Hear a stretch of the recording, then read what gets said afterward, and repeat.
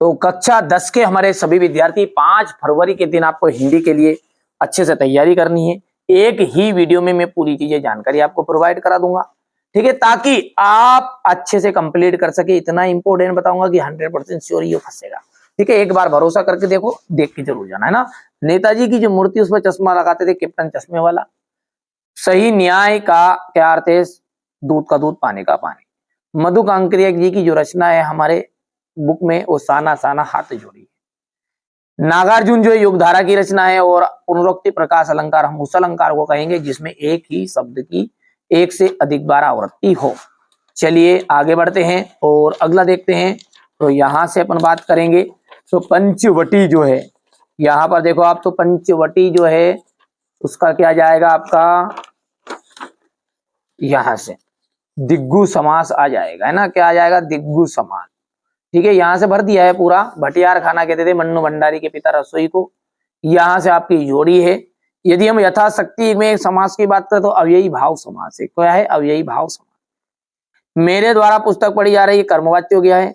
मधु कांकरिया की रचना आपके पाठ्यक्रम में साना साना हाथ जोड़ी है। श्री कृष्ण ने मर्यादा का पालन नहीं किया है, प्रेम की। वीर रस आ जाएगा, और चिंतामणि हमारे आचार्य रामचंद्र शुक्ल की है। सत्य है असत्य है? तो यहाँ पर देखिए असत्य हो जाएगा, क्योंकि जिसमें भी गिनती आए वो द्विगु समास होता है, ठीक है भैया। भोलानाथ पिताजी के साथ जांदा रहता था, बिल्कुल सत्य है। लेखक की प्रति एक रचना श्रेष्ठ होती है, ये आपका असत्य होगा, क्योंकि लेखक की 100 में से 2-4 रचना श्रेष्ठ बनेगी। फसल हजारों खेतों का की मिट्टी का गुणधर्म है, फसल, बिल्कुल सत्य है। चौपाई छंद में 16 मात्राएं होती है, बिल्कुल सत्य बात है भैया। और बाल गोविंद भगत कबीर को साहब मानते थे, ये भी आपका सत्य हो जाएगा। हो गया। चलिए आगे है आपका क्वेश्चन नंबर 6 से, जो हम अगले वीडियो में कवर करेंगे। पूरा सॉल्यूशन आपको कराऊंगा, समझाऊंगा भी सही, जिसे इनको समझाया ना। काशी में हो रहे कौन से परिवर्तन बिस्मिल्लाह खां को व्यथित कर रहे थे? लेखिका मन्नू भंडारी के व्यक्तित्व पर किन किन व्यक्तियों ने किस रूप में प्रभाव डाला, ठीक है। चलिए इसके बाद में यहाँ से देखिए आप, ये भगत की पुत्रवधू ने अकेला क्यों नहीं छोड़ना चाहती थी, और यशपाल जी तथा यतीन्द्र मिश्र का साहित्यिक परिचय बताना है। आप तो अच्छे से कवर कर लेना, है ना। ये क्वेश्चन नंबर 10 हो गया है। रीतिकाल की प्रमुख विशेषता बताइए। 2 प्रगतिवादी काव्यों के नाम और उनकी एक रचना बताइए। जयशंकर प्रसाद और सूरदास की काव्यगत विशेषताओं की निम्नलिखित बिंदुओं पर बताइए। 2 रचनाएं भाव पक्ष। यहाँ से क्वेश्चन नंबर 13 हो गया। ये क्वेश्चन नंबर 14 हो गया।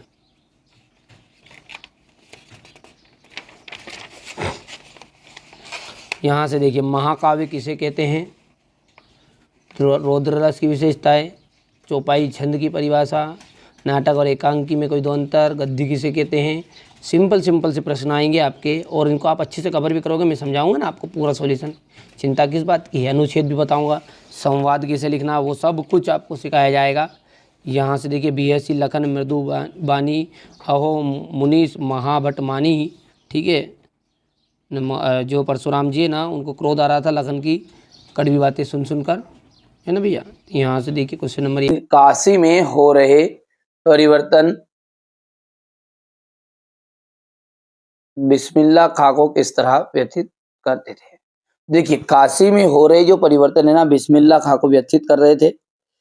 वे दुखी थे कि काशी में संगीत, साहित्य तथा अदब की कई परंपराएं समाप्त हो रही है।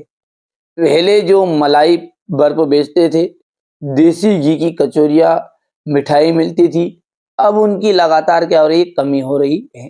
गाने वालों में संगीत के प्रति जो अदब था वो भी समाप्त हो रहा, इसलिए बिस्मिल्लाह खां व्यतीत हो रहे।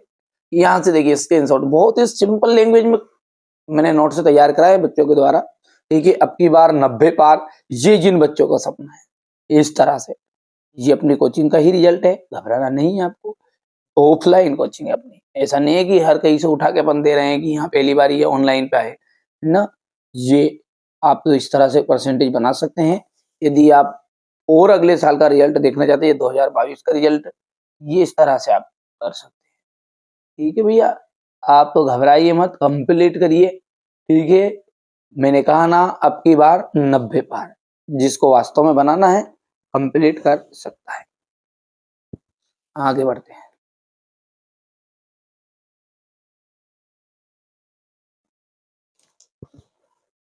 लेखिका मन्नू भंडारी के व्यक्तिगत पर किन किन व्यक्तियों का किस रूप में प्रभाव पड़ा?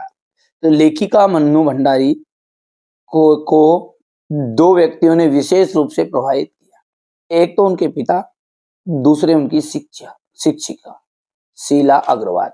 पिता गोरे रंग को महत्व देते थे और जबकि लेखिका जो थी श्याम वर्ण की थी, काले रंग की। भगत की पुत्रवधू उन्हें अकेला क्यों नहीं छोड़ना चाहती? तो भगत की जो पुत्रवधू थी ना, वो उन्हें अकेला नहीं छोड़ना चाहती थी। क्यों? क्योंकि भगत की देखभाल करने वाला कोई नहीं था।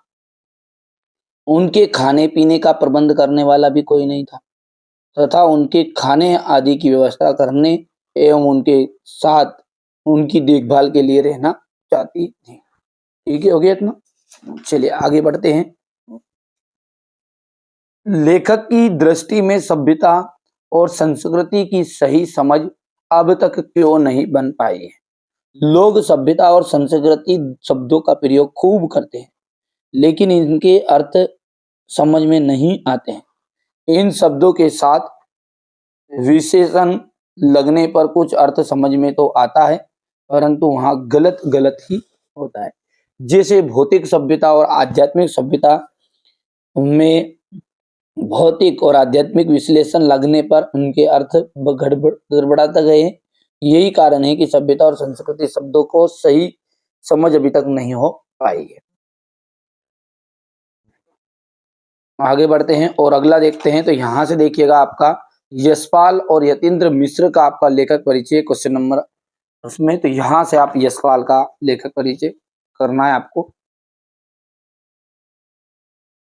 ठीक है, हमारे जो एमपी बोर्ड में होता है ना, वो आपसे है ना ये जीवन परिचय ये इतना पूछता ही नहीं है ना, आपसे रचनाएं पूछता है। तो यहाँ से देखिए ज्ञानदान, तर्क का तूफान, पिंजरे की उड़ान, झूठा सच, देशद्रोही। और भाषा शैली आप देख लीजिएगा, ये शैली है।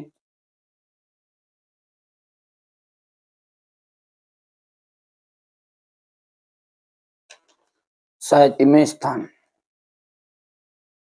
ठीक है भैया, चलिए इसके बाद में आगे बढ़ते हैं ना। तो अगला देखते हैं अपना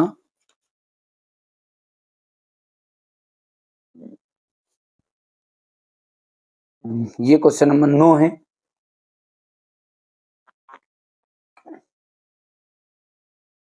समास विग्रह करना है रातों रात का, रात ही रात में। और अव्ययी भाव समास इसमें वंशधर का वंश को धारण करने वाला हो जाएगा और कर्म तत्पुरुष रहेगा।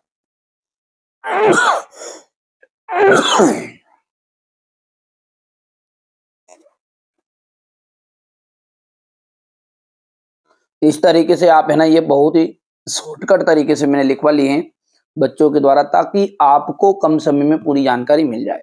ये अथवा रहेगा इसका। ये क्वेश्चन नंबर 11 है। यहां से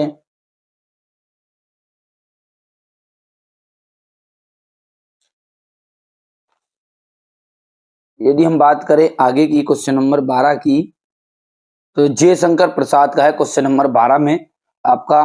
तो ये आप जीवन परिचय का स्क्रीनशॉट लीजिए फटाफट से।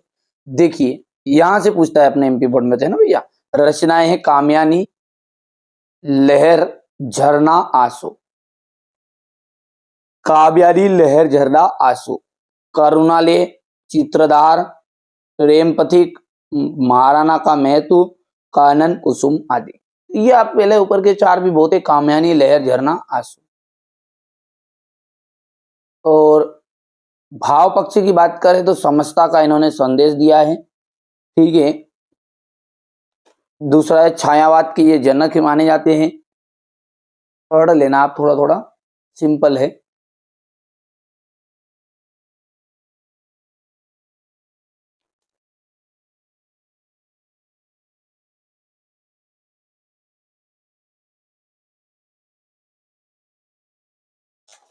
और साहित्य में स्थानीय। ठीक है। अब जयशंकर प्रसाद के अलावा है आपका सूरदास जी का, तो सूरदास का ये रहा।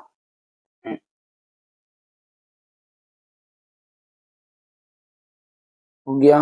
इसके बाद में ये यहाँ से रचना है, देखिए सुरसागर सुरसारावली साहित्य लहरी। भाव पक्ष की बात करें तो ये देख लीजिए, भाव पक्ष में हो गया। कला पक्ष ये है आपका, और साहित्य में स्थान। चलिए, तो अब क्वेश्चन नंबर जो 13 है उसमें क्या है आपका, आत्मकथा सुनाने के संदर्भ में कभी कभी कभी समय भी नहीं हुआ, कभी ऐसा क्यों कहता है।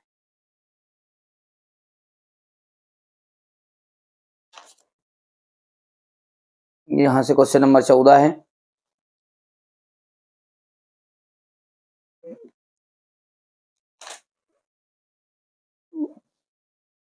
क्वेश्चन 15,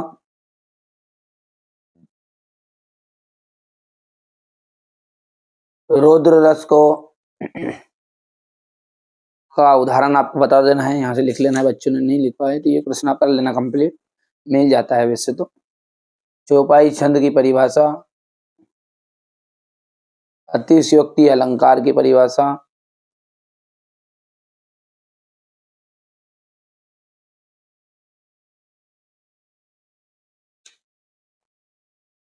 अब देखिए अगला जो है ना वो है नाटक और एकांकी में अंतर। तो आप नाटक और एकांकी में अंतर यहां से करना है आपको।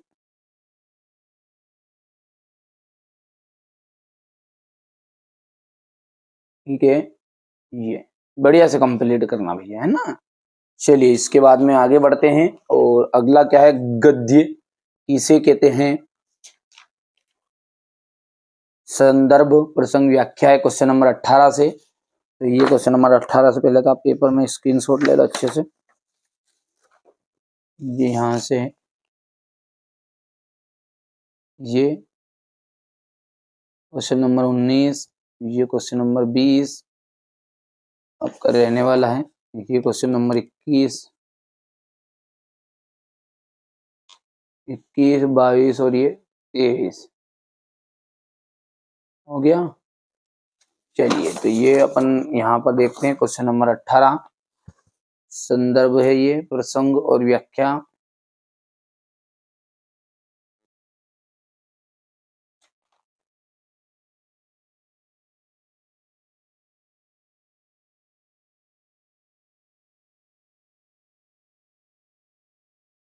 हो गया, ये आपका क्वेश्चन नंबर 19। ये तो इंटरनेट के संबंध में भाई बहन पे संवाद लिखना है आपको।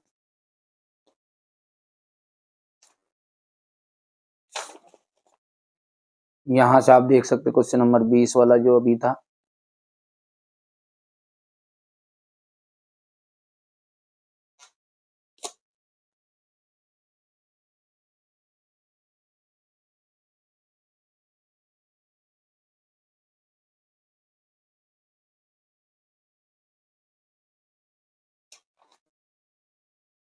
चलिए ये आपकी अवकाश लिखनी है।